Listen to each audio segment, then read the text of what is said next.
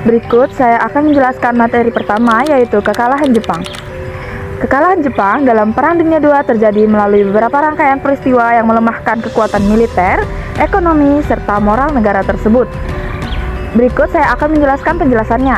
Yang pertama, awal kekalahan Jepang pada tahun 1930 hingga awal 1940-an. Jepang memperluas wilayahnya ke Asia, termasuk menyerang Tiongkok dan Asia Tenggara.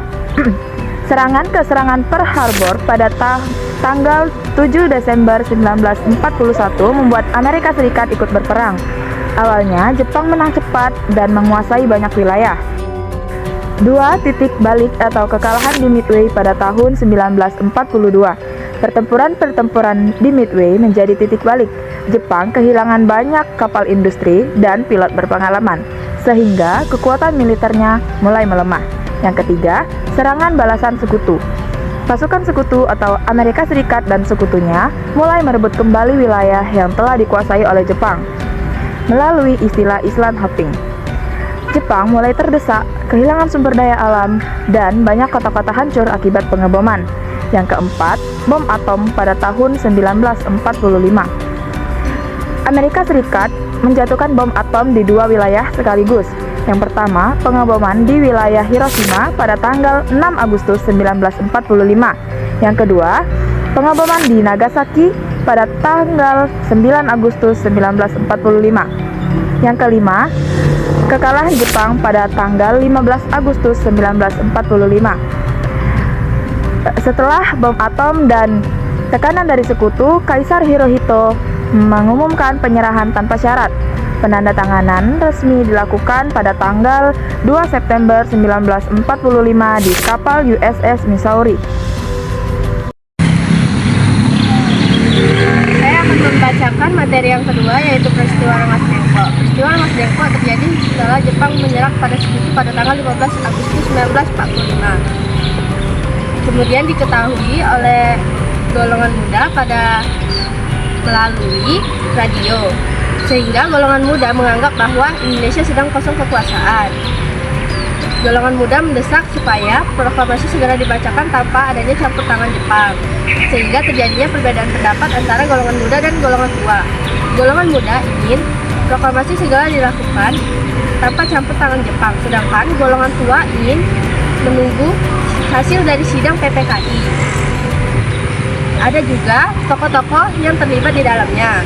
Tokoh-tokoh yang ada adalah satu, golongan muda, yaitu Sultan Syahrir, Wikana, Chairul Saleh, Sukarni, Yusuf Kunto, dan Adam Malik. Sedangkan golongan tua ada Soekarno, Muhammad Hatta, dan Ahmad Subarjo. Pengertian naskah yaitu adalah Syekh Junaidi. Kemudian diusulkan oleh Sukarni bahwa penandatanganan hanya dilakukan oleh Soekarno dan Hatta. Lalu perumusan dan pengetikan dilakukan oleh Sayyidina Ali. Lalu usulan Sukarni penandatanganan hanya dilakukan oleh Soekarno dan Hatta, lalu disetujui. Perubahan naskah yaitu satu, dari Tempo ke Tempo. Kemudian Jakarta 17/8/05 ke Jakarta hari 17 bulan 8 tahun 05. Dan wakil-wakil bangsa Indonesia berubah menjadi atas nama bangsa Indonesia. Di sini saya akan menjelaskan materi ketiga, yaitu detik-detik proklamasi. 1. Latar belakang proklamasi. Proklamasi kemerdekaan Indonesia terjadi karena beberapa faktor penting. A. Kekalahan Jepang dalam Perang Dunia Kedua. B. Peristiwa bom Hiroshima dan Nagasaki yang membuat Jepang menyerah kepada sekutu. C. Kesempatan bagi bangsa Indonesia untuk segera merdeka tanpa campur tangan Jepang. 2. Peristiwa Rengas Dengklok pada tanggal 16 Agustus 1945. A. Golongan muda mendesak Soekarno dan Muhammad Hatta agar memproklamasikan kemerdekaan. B. Mereka dibawa ke Rengas Dengklok. C. Tujuannya agar tidak terpengaruhi Jepang dan mempercepat proklamasi. 3. Perumusan teks proklamasi pada malam 16 Agustus 1945. Tokoh yang berperan: A. Soekarno pembaca teks dan perumus. B. Muhammad Hatta pendamping dan perumus. 3. Perumusan teks proklamasi malam 16 Agustus 1945 dilakukan di Rumah Laksamana Tadashi Maeda. Tokoh yang berperan: Soekarno membaca teks proklamasi. Muhammad Hatta, pendamping dan perumus. Ahmad Soebarjo membantu merumuskan. Sayuti Melik mengetik teks proklamasi. 4. Pembacaan teks proklamasi pada tanggal 17 Agustus 1945. Tempat Jalan Pegangsaan Timur nomor 56. Waktu pukul 10 WIB atau waktu Indonesia Barat. Dibacakan oleh Soekarno dan didampingi oleh Muhammad Hatta. Menandai lahir Negara Kesatuan Republik Indonesia atau NKRI. 5. Detik-detik penting saat proklamasi. Pengibar bendera oleh Latif Hendraningrat dan Zuhud. Bendera dijahit oleh Fatmawati. Lagu Indonesia Raya dinyanyikan bersama. Berita proklamasi disebarkan oleh BM Dia. Tokoh muda seperti Soekarni mendesak percepatan proklamasi. 6. Tokoh yang berperan saat proklamasi. Soekarno, pembaca teks proklamasi. Muhammad Hatta, pendamping dan perumus. Ahmad Soebarjo membantu merumuskan. Sayuti Melik mengetik teks. Fatmawati menjahit bendera. BM Dia menyebarkan berita. Latif Hendraningrat mengibarkan bendera. Zuhud membantu ikut mengibarkan. Soekarni, tokoh golongan muda. 7. Isi teks proklamasi. Kami, bangsa Indonesia, dengan ini menyatakan kemerdekaannya. Hal-hal yang mengenai perpindahan kekuasaan dan lain-lain diselenggarakan dengan secara seksama dan dalam tempo yang sesingkat-singkatnya. Jakarta, 17 Agustus 1945. Atas nama bangsa Indonesia, Soekarno-Hatta. 8. Makna proklamasi. A. Lahirnya bangsa Indonesia sebagai negara merdeka. B. Akhir penjajahan di Indonesia. C. Awal perjuangan mempertahankan kemerdekaan. D. Simbol persatuan dan keberanian bangsa. Baiklah, di sini saya akan menjelaskan materi yang keempat, yaitu pembentukan PPKI. PPKI adalah Panitia Persiapan Kemerdekaan Indonesia, yaitu dilaksanakan pada tanggal 18 Agustus, tepatnya sehari setelah Indonesia memproklamasikan kemerdekaannya. Dilakukan di Gedung Cheon San In, Pejambon, Jakarta. Latar belakang dari PPKI adalah Jepang kalah dalam Perang Dunia Kedua, dan Jepang menjanjikan kemerdekaan Indonesia. Tokoh penting yang terdapat dalam PPKI adalah Soekarno sebagai ketua, Muhammad Hatta sebagai wakil ketua, Ahmad Soebarjo, Ki Hajar Dewantara, dan I Gusti Ketut Puja. Tujuan dari PPKI tersebut adalah 1. Untuk mempersiapkan kemerdekaan Indonesia. Yang kedua, membentuk pemerintahan dan dasar negara. Dan yang ketiga adalah untuk menggantikan BPUPKI yang telah dibubarkan. PPKI tersendiri melakukan sebanyak 3 kali sidang. Yang pertama dilakukan pada 18 Agustus 1945 yang berisikan mengesahkan Undang-Undang Dasar 1945. Yang kedua menetapkan Insinyur Soekarno dan Muhammad Hatta sebagai Presiden dan Wakil Presiden Republik Indonesia. Dan yang ketiga adalah membentuk PNIP. Sidang kedua dilakukan pada tanggal 19 Agustus 1945 yang berisikan Indonesia menjadi 8 provinsi. Yang pertama ada Sumatera, Jawa Barat, Jawa Timur, Jawa Tengah, Sunda Kecil, Maluku, Kalimantan, dan Sulawesi. Yang kedua, membentuk departemen serta menteri. Dan yang ketiga, membentuk Komite Nasional Daerah. Sidang ketiga dilakukan pada tanggal 22 Agustus 1945. Yang pertama adalah pembentukan PNIP, yang kedua membentuk Partai Nasional Indonesia, dan yang ketiga adalah membentuk Badan Keamanan Rakyat. Sekian, terima kasih. Materi terakhir adalah proses pembentukan BPUPKI. BPUPKI adalah Badan Penyelidik Usaha-Usaha Persiapan Kemerdekaan, atau dalam bahasa Jepang adalah Ichibang Seijunbi Chosakai. Ada 4 poin yang akan saya jelaskan. Yang pertama adalah latar belakang dari pembentukan BPUPKI. Latar belakang yang pertama adalah kondisi Jepang pada saat kekalahan Perang Dunia Kedua. Jepang pada awal tahun 1945 mulai mengalami kekalahan. Hal tersebut dikarenakan banyaknya negara-negara sekutu yang mendesak negara Jepang, yaitu Amerika Serikat, Cina, dan Inggris. Lalu latar belakang yang kedua adalah dampak dari kondisi Jepang tersebut. Yang pertama adalah kekuatan militer mulai melemah. Yang kedua adalah Jepang khawatir rakyat Indonesia tidak mampu atau tidak bisa lagi memberikan perhatian kepada negara Jepang. Yang ketiga, banyaknya daerah-daerah kekuasaan Jepang mulai direbut oleh negara-negara lain. Yang ketiga adalah tindakan Jepang.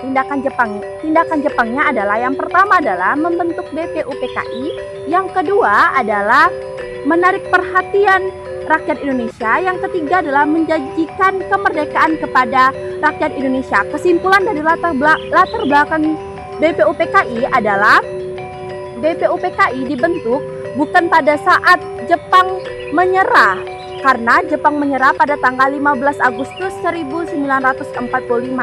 Jepang menyerah dikarenakan terdapat dua daerah yang mengalami pengeboman, yaitu Hiroshima pada tanggal 6 Agustus 1945 dan Nagasaki pada tanggal 9 Agustus 1945. Poin yang kedua adalah tujuan dari BPUPKI. Tujuan dari BPUPKI yang pertama adalah membantu dalam mempersiapkan kemerdekaan Indonesia. Yang kedua adalah menyelidiki hal-hal penting untuk negara Indonesia. Yang ketiga adalah merumuskan undang-undang dasar dan dasar dari negara Indonesia.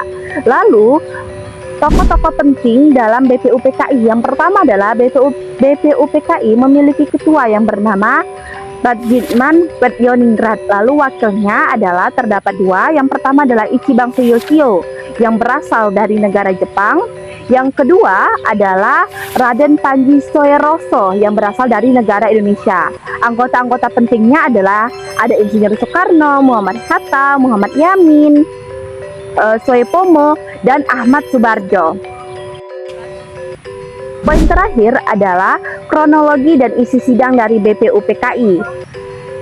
Yang pertama adalah tahap dari pembentukan BPUPKI. BPUPKI dibentuk atau diresmikan pada tanggal 29 April 1945. Pada saat itu kurang lebih 60 orang yang berasal dari negara Indonesia dilantik untuk merumuskan atau merencanakan sidang di BPUPKI. Sidang BPUPKI pertama terjadi pada tanggal 29 Mei sampai 1 Juni 1945. Kegiatannya adalah untuk merumuskan dasar negara Indonesia. Ada 3 gagasan yang berisikan dasar negara. Yang pertama adalah gagasan yang berasal dari Muhammad Yamin yang berisikan pri kebangsaan, pri kemanusiaan, pri ketuhanan, pri kerakyatan, dan pri kesejahteraan rakyat. Makna dari gagasan tersebut adalah negara harus nasional, adil, dan demokratis. Yang kedua adalah gagasan yang berasal dari Soepomo yang berisikan yang pertama adalah negara integralistik, yang kedua adalah menyatukan semua golongan, yang ketiga adalah tidak memihak individu atau golongan, yang terakhir adalah menekankan persatuan. Arti dari makna tersebut adalah negara merupakan satu kesatuan yang utuh. Dan yang terakhir adalah gagasan yang berasal dari Insinyur Soekarno yang berisikan kebangsaan, kerakyatan, demokrasi atau musyawarah, kesejahteraan sosial, dan yang terakhir adalah ketuhanan. Makna dari gagasan tersebut adalah gagasan tersebut harus memiliki kelima nilai dan disebutkan oleh Insinyur Soekarno sebagai dasar negara. Hasil dari sidang pertama adalah terbentuknya dasar negara dari berbagai gagasan tokoh-tokoh penting, tetapi tidak memiliki keputusan yang final atau pasti. Sebelum lanjut ke sidang kedua, terjadinya masa reses atau masa istirahat sebelum lanjut ke sidang kedua. Masa reses ini adalah kegiatannya adalah membentuk panitia 9. Anggota dari panitia 9 adalah yang pertama Insinyur Soekarno sebagai ketua, lalu wakil ketuanya adalah Dr. Andes Muhammad Hatta, lalu anggota-anggotanya adalah ada A.A. Maramis, Adi Kosno Jokro Soejoso, Abdul Kahar Muzakir, Haji Agus Salim, Ahmad Subarjo, Abdul Wahid Hasim, dan yang terakhir adalah Muhammad Yamin.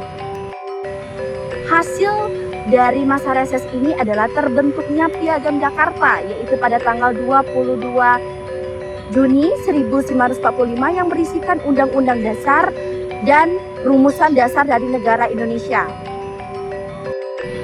Setelah masa reses terjadinya sidang kedua pada tanggal 6 sampai 10 Juli 1945. Kegiatannya adalah untuk merumuskan Undang-Undang Dasar. Isi dari sidang kedua adalah membahas tentang bentuk negara, sistem pemerintahan, hak dan kewajiban rakyat Indonesia, lalu wilayah-wilayah yang ada di Indonesia. Hasil dari sidang kedua ini adalah adanya sistem pemerintahan, adanya perumusan undang-undang dasar serta dasar negara. Yang terakhir adalah tahap pembubaran dari BPUPKI. BPUPKI dibubarkan dan diganti oleh PPKI. Mengapa BPUPKI dibubarkan? Karena tugas BPUPKI sudah terselesaikan, yaitu merumuskan undang-undang dasar serta adanya dasar negara Indonesia.